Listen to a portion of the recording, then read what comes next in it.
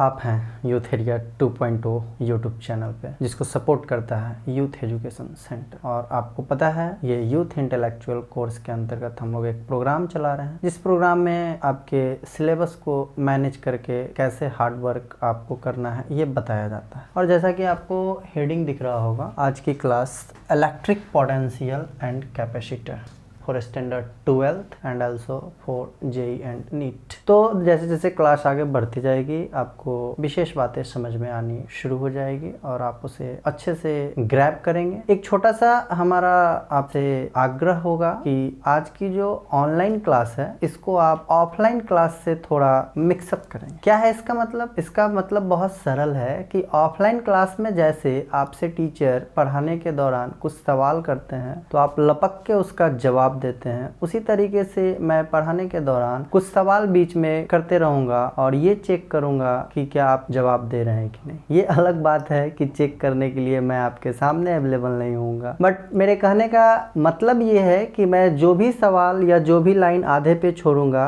वो आप वीडियो देखने के दौरान कंसस होकर उसका स्टेटमेंट को पूरा करेंगे, वो आपको क्लास के दौरान समझ में आ जाएगी। मीन्स ऑफलाइन में जो पैटर्न है उसको ऑनलाइन में लेके आने की ये पहली शुरुआत होगी YouTube चैनल के यूथ एरिया 2.0 चैनल से। देखते हैं कैसा सेशन रहा। सबसे पहले ये है कि इलेक्ट्रिक पोटेंशियल एंड कैपेसिटर जो चैप्टर है इसको हम सिर्फ इलेक्ट्रिक पोटेंशियल तक सीमित कर देना चाहते हैं। मीन्स ये हुआ कि कैपेसिटर वाला जो पोर्शन है वो आपके पार्ट बी में आएगा। अगर हम पार्ट ए में लेके आते हैं तो सेशन थोड़ा सा एक्सटेंड कर जाएगा, थोड़ा लंबा चला जाएगा। और सेशन यदि 20 minutes approx half an hour का होता है तो वो थोड़ा जॉयफुल और एकेडमिक पॉइंट ऑफ व्यू से माइंड की जो ग्रैबिंग कैपेसिटी है उसके अनुकूल होता है। दैट्स वाई इलेक्ट्रिक पोटेंशियल पे ही फोकस रहेगा आज का, कैपेसिटर फिर अगले पार्ट में। जब इलेक्ट्रिक पोटेंशियल की बात की जाती है ना, तो जैसा यूथ इंटेलेक्चुअल कोर्स का थीम है कि आपके कंप्लीट सिलेबस को मैनेज करके आपके फिंगर्स पे लेके आया जाए और देन आप उस पर हार्ड वर्क करें। तो इलेक्ट्रिक पोटेंशियल चैप्टर को हम बहुत सरल तरीके से मात्र 3 फिंगर्स की मदद से कैटेगराइज किए हैं। मैं एक बात और बता दूं कि फिजिक्स जनरली एक ऐसी सब्जेक्ट है जिसमें मैथमेटिक्स का तगड़ा कॉम्बिनेशन रहता है, और ये कहना बिल्कुल सत्य है कि बिना पेन और पेपर के फिजिक्स को पढ़ना शायद मुश्किल है। तो इसलिए आप पेन और पेपर लेके भी बैठें। मैं कोशिश करता हूं आज आपको फिजिक्स बोल चाल की भाषा में समझाने की। इलेक्ट्रिक पोटेंशियल जो आपका एक टॉपिक है, चैप्टर है, उसको हमने 3 कैटेगरी में कैटेगराइज कर दिया। मतलब इसमें जो भी टॉपिक्स हैं उनको मोटे तौर पे हमने 3 पार्ट में रखा है। पार्ट नंबर 1 इंट्रोडक्शन, जिसमें हम समझेंगे इलेक्ट्रिक पोटेंशियल क्या होता है, पोटेंशियल डिफरेंस क्या होता है। पार्ट नंबर 2 जिसमें हम लोग समझेंगे इक्विपोटेंशियल सरफेस क्या होता है। और पार्ट नंबर 3 जिसमें हम लोग समझेंगे इलेक्ट्रिक पोटेंशियल एनर्जी क्या होता है। और इसी तीनों फिंगर्स की मदद से हम पूरे इलेक्ट्रिक पोटेंशियल को अपने माइंड में फिट करेंगे। तो पार्ट 1 हमारा शुरू होने जा रहा है, इलेक्ट्रिक पोटेंशियल क्या होता है, इलेक्ट्रिक पोटेंशियल के साथ साथ पोटेंशियल डिफरेंस क्या होता है। तो वैसे तो अगर डेफिनेशन की बात करें तो the amount of work done per unit discharge to carry it from infinity to a fix point is defined as electric potential. ये बात तो हो गई फिजिक्स की, जो हम सब कोई बहुत अच्छे से जानते हैं और समझते हैं। बट आज जो है थोड़ा हम दूसरे एंगल से आपको इलेक्ट्रिक पोटेंशियल समझाने की कोशिश करते हैं। इलेक्ट्रिक पोटेंशियल एक फिजिकल क्वांटिटी है जिसकी रिक्वायरमेंट फिजिक्स में क्यों पड़ी। देखिए, ये एक चार्ज बॉडी है, सपोज करते हैं हम पॉजिटिवली या नेगेटिवली। पॉजिटिवली चार्ज बॉडी मान लेते हैं। जब ये चार्ज बॉडी है तो कोई भी बॉडी होगा कॉस्मस में तो उसके पास कुछ ना कुछ एनर्जी होगी। आई होप आप एग्री हैं। या तो उसके पास काइनेटिक एनर्जी होगा जब वो क्या कर रहा है, बस यही बात आपको बोलना है कि मोशन में है। Is it clear? मैं सुन नहीं रहा हूं बट आपको ये आदत डालनी है। अदरवाइज क्या होता है कि आप यूट्यूब चला देते हैं, सुनते रहते हैं, थोड़ा कभी कभी बोर भी फील करते हैं। तो आप हमारे साथ बोलेंगे। आप किसी कमरे में बैठे हैं, आप डाइनिंग में बैठे हैं, कहीं भी बैठे हैं, आप मोबाइल में जो भी स्टेटमेंट चल रही है वो आधे पे रुकेगी, आप उसको कंप्लीट करेंगे। मैंने कहा ये एक बॉडी है फर्स्ट ऑफ ऑल। अगर ये मोशन में होगा तो इसके पास कौन सा एनर्जी होगा? यस, आपको बोलना है, मैं नहीं बताऊंगा। यदि ये रेस्ट में है तो इसके पास कौन सा एनर्जी होगा, ये आपको पता होना चाहिए और आप बोलेंगे कि क्या है, चुप नहीं रहेंगे। अब ये चार्ज बॉडी है तो ये चार्ज बॉडी के पास भी एनर्जी है। मीन्स ये हुआ कि ये चार्ज बॉडी अगर इस कॉस्मस में इस बिंदु पे है, इस रूम में, इस कमरे में इस बिंदु पे है, तो कहीं ना कहीं से उड़ के भी आया है, तो कहीं से उड़ के तो आया है ना, और उड़ के आने में भी कुछ ना कुछ काम किया गया होगा ना, वर्क किया गया होगा ना। इस चार्ज क्यू पे, चार्ज बॉडी पे चार्ज कितना है? क्यू है। क्यू चार्ज को किसी पॉइंट से, यूनिवर्स के किसी भी पॉइंट से, मीन्स इंफिनिटी से किसी फिक्स पॉइंट पे जब हम लेके आते हैं तो बहुत सिंपल है, ऑब्वियस है कि कुछ ना कुछ काम करना पड़ेगा। वही work done per unit test charge, per unit positive test charge जो स्टोर होता है इसके पास, उसको हम लोग बोलते हैं electric potential. Means electric potential का कॉन्सेप्ट बड़ा सिंपल सा था कि एक चार्ज बॉडी है, ये कहीं पे भी अगर स्टैटिक स्टेट में है तो इसके पास एनर्जी तो होगी ही। Energy per unit positive test charge या work done per unit positive test charge is defined as electric potential. मैं उम्मीद करता हूं कि आप बहुत अच्छे से समझ गए होंगे इलेक्ट्रिक पोटेंशियल को। इसी तरीके से हम अपने अगले पॉइंट पे आते हैं, पोटेंशियल डिफरेंस वाले पॉइंट। अभी क्या था ना, किसी टेस्ट चार्ज को किसी भी बिंदु से लेके एक फिक्स पॉइंट पे हम आते थे, किसी भी बिंदु से। ये बिंदु कहां पे है मुझे नहीं पता, ये फिक्स पॉइंट पी पता है। तो उस केस में जो वर्क करना पड़ता था उसको हम लोग इलेक्ट्रिक पोटेंशियल बोलते थे। बट अब क्या है कि मुझे पता है मेरे नाक के इस पॉइंट से, नोज के इस पॉइंट से एक चार्ज को उठा के, नोज फिक्स है, यहां से एक चार्ज पार्टिकल को उठा के इस पॉइंट पे जो कि फिक्स है लेके आना है, तो कुछ ना कुछ काम करना पड़ेगा, वर्क करना पड़ेगा। और ये वर्क जो पर यूनिट पॉजिटिव टेस्ट चार्ज पे होगा from a fix point to another fix point is defined as potential difference. Very clear, is it clear? तो इस तरीके से ये डेफिनेशन की बात थी। आप बताएं एसआई यूनिट क्या होता है, फटाफट बोलें तुरंत। आप बताएं इलेक्ट्रिक पोटेंशियल का एसआई यूनिट और पोटेंशियल डिफरेंस का एसआई यूनिट अलग अलग होता है या सेम होता है? आप बताएं इसका डायमेंशन क्या होता है? It's your work and hard work, you have to go through with your book. Is it clear? तो ये था हमारा इलेक्ट्रिक पोटेंशियल और पोटेंशियल डिफरेंस इंट्रोडक्शन, जिसको हमने कनेक्ट किया पोटेंशियल एनर्जी से भी। अब आ जाते हैं इलेक्ट्रिक पोटेंशियल में ही क्या है कि पहला बिंदु जो है आपका वो है due to electric potential due to point charge, due to point charge. दूसरा बिंदु जो है हमारा वो है due to electric dipole, electric dipole. और तीसरा बिंदु जो है हमारा वो है ड्यू टू वेरियस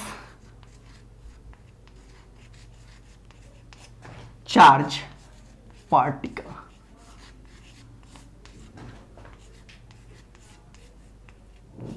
एक और बिंदु मैं आपसे चर्चा किए देता हूं, electric potential due to spherical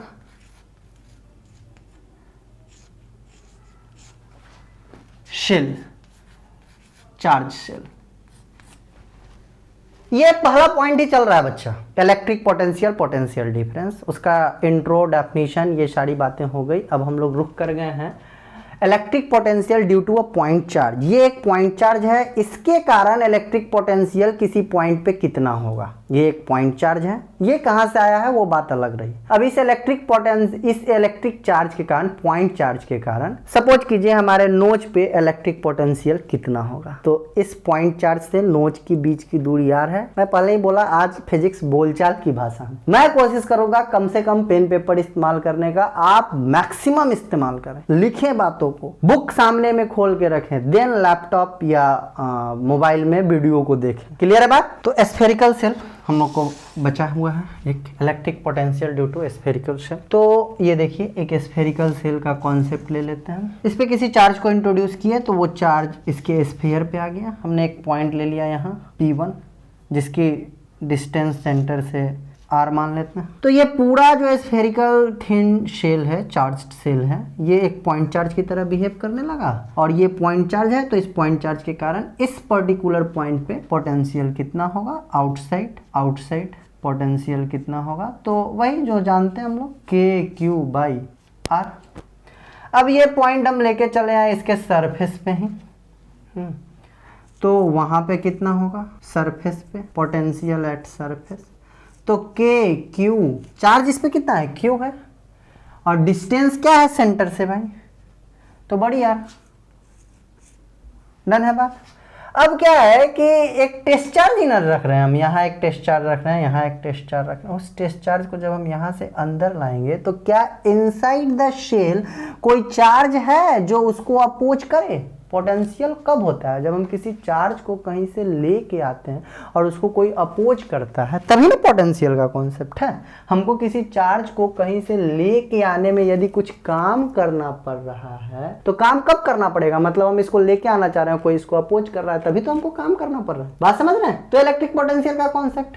अब यहाँ क्या है कि एक टेस्ट चार्ज यहाँ था, तो यहाँ रखने के लिए इतना KQ/R, ठीक है। फिर उस टेस्ट चार्ज को यहाँ रखने के लिए KQ/R, बट उस टेस्ट चार्ज को अब हम यहाँ से जब अंदर लेके आते हैं तो अंदर कुछ है ही नहीं, क्योंकि जो चार्ज था वो तो इसके सरफेस पे है ना, तो अंदर कोई चार्ज है नहीं, तो ये टेस्ट चार्ज बहुत आसानी से इनसाइड द शेल चला आएगा बिना किसी एक्सटर्नल वर्क के, मीन्स कोई पोटेंशियल नहीं होगा। तात्पर्य ये है कि V इनसाइड जो रहेगा वो V एट सरफेस के बराबर हो जाएगा KQ/R, और इसलिए इसका एक ग्राफ बनता है कुछ इस कदर का। मतलब ये हुआ कि सेंटर से सरफेस तक पोटेंशियल जो है वो कांस्टेंट है, ये डिस्टेंस है R, और ये पोटेंशियल है, और जब सरफेस पे आता है उस समय तक कांस्टेंट रहता है और मैक्सिमम रहता है। जब जैसे जैसे दूर बढ़ने लगता है तो R की वैल्यू बड़ी होने लगी, डिनोमिनेटर बड़ा होने लगा, तो पूरा वैल्यू क्या होने लगेगा, रिड्यूस करने लगेगा। तो ये भी बड़ा इंपॉर्टेंट ग्राफ होता है, इस पे असर्शन रीजन कुछ भी आपसे मिसलिनियस टाइप के सवाल पूछे जाते हैं। इस तरीके से आपका पॉइंट नंबर 1 क्लियर हो गया, इंट्रोडक्शन ऑफ इलेक्ट्रिक पोटेंशियल और potential difference. Now we move on point number 2, finger 2, which states about equipotential surface.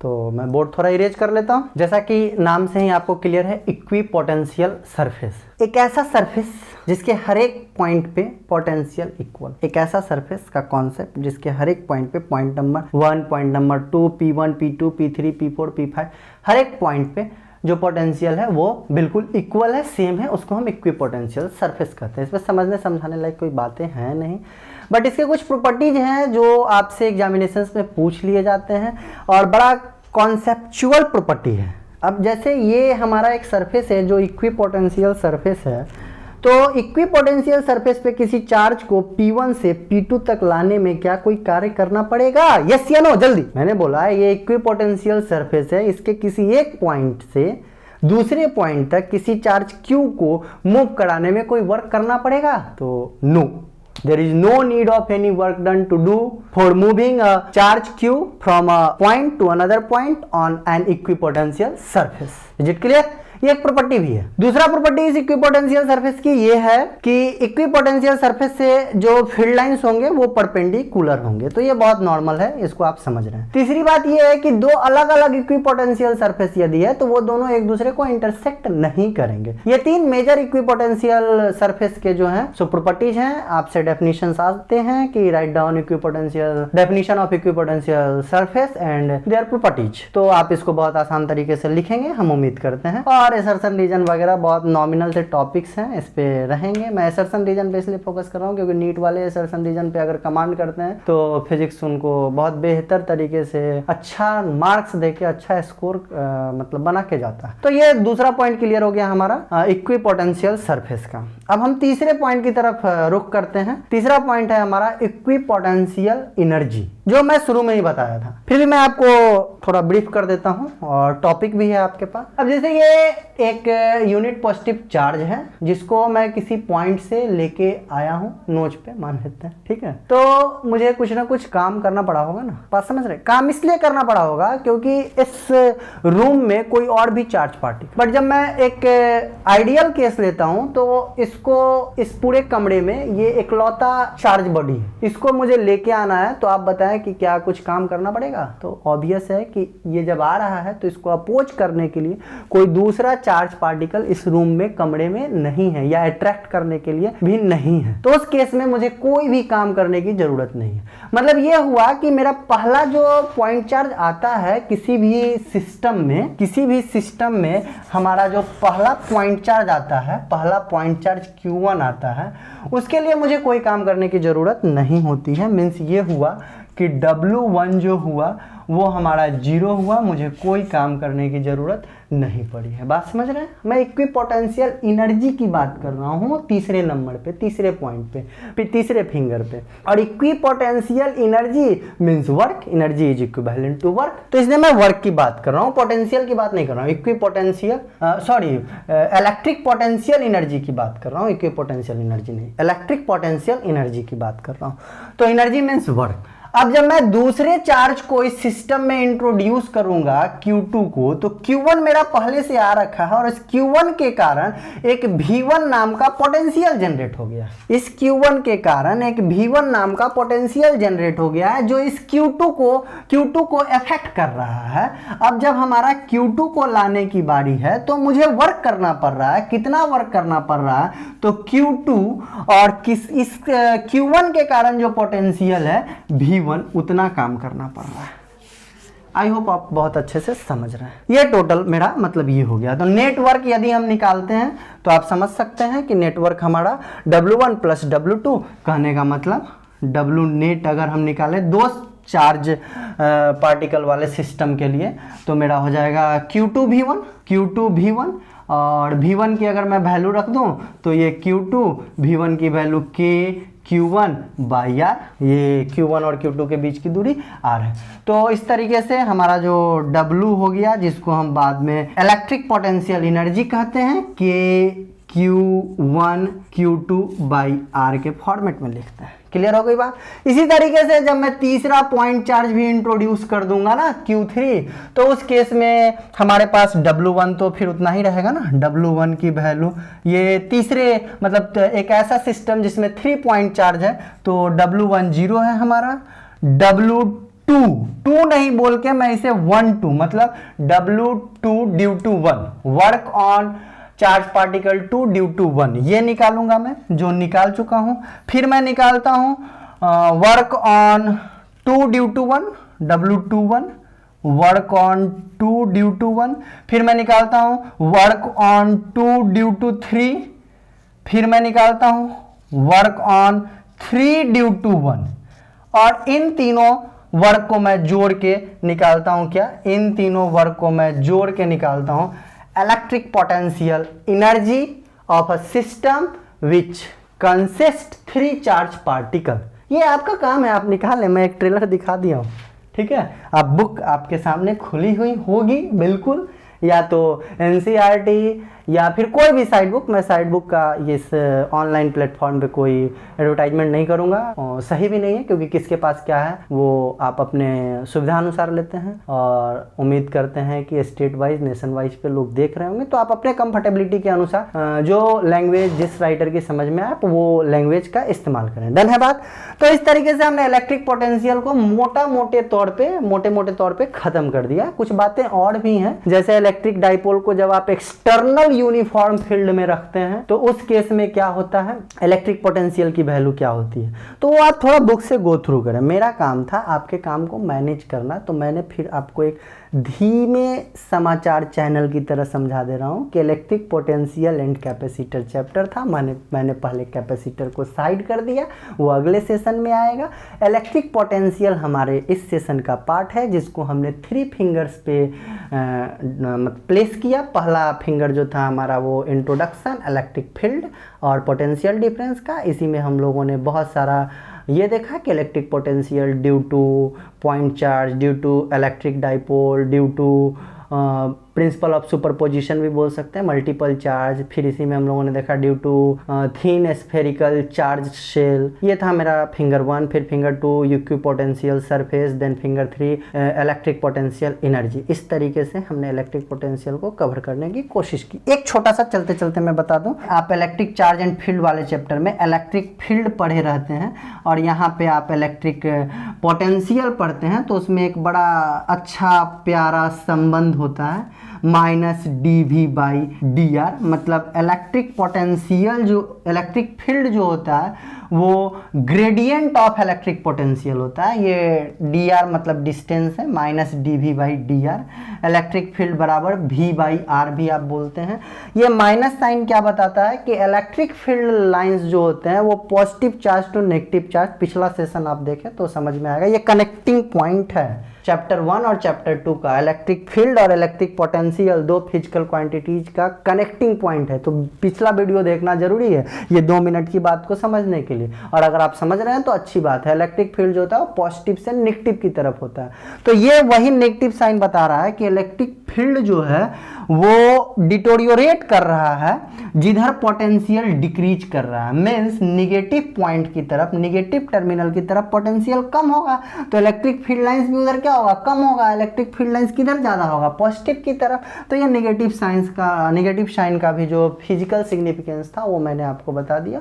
और इस पे बेस्ट बहुत सारे सवाल आते हैं, relationship between electric field and electric potential. तो विद दिस बच्चों आज के लिए इतना ही। लाजवाब सेशन तब बनेगा जब मैंने जो कहा था कि सेशन में बीच बीच में आप बोलें। आप बिल्कुल अकेले बैठे हैं, ठीक है, फिर भी आपसे मैं जहां सवाल कर रहा हूं उस सवाल का आप जवाब दें और इस 20-25 minute half an hour session में से कम 25 क्वेश्चंस लिखें कि क्या क्या क्वेश्चंस हो सकते हैं और उन क्वेश्चंस का आंसर लिखें। Is it clear? तो with this tata, bye bye, take care, thank you for watching this session.